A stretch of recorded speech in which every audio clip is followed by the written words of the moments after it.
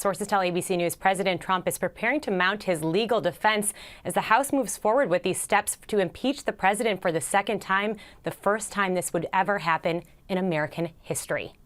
Let's go! 5 days after the assault on the Capitol, growing pressure from House Democrats to remove President Trump from office. House Speaker Nancy Pelosi giving Vice President Mike Pence a 24-hour deadline to invoke the 25th Amendment, stripping the president of his powers. Pelosi says if that doesn't happen, the House will move to impeach Trump this week. This door they broke down. The House Speaker showing 60 Minutes her ransacked office, saying Trump must be held accountable. He has done something so serious that there should be prosecution against him. More than 200 Democrats are already backing a charge to impeach the president for willfully inciting violence against the government of the United States. We're going to walk down to the Capitol, and if you don't fight like hell, you're not going to have a country anymore. A nationwide manhunt is underway for the thousands of rioters who attacked the Capitol. This man, seen holding a white flex cuff, arrested over the weekend, along with another man who appears to be carrying plastic restraints,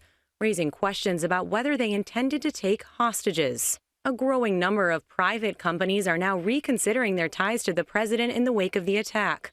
The PGA announcing it will no longer hold its 2022 championship at his Bedminster Golf Club. And major companies including Marriott and Blue Cross Blue Shield pulling donations for GOP lawmakers who objected to certifying President-elect Joe Biden's victory. After Twitter banned the president, some conservatives turned to self-proclaimed free speech app Parler. That app now removed from Apple and Google's app stores, and Amazon has suspended hosting the app on its platform. The president and some GOP lawmakers calling the bans a limit on free speech. Others say not so fast. These are private companies. They are not public squares. And unfortunately, a lot of the people who are complaining, many of whom work in Congress, haven't really read the First Amendment, which says Congress shall make no law against abridging freedom of speech.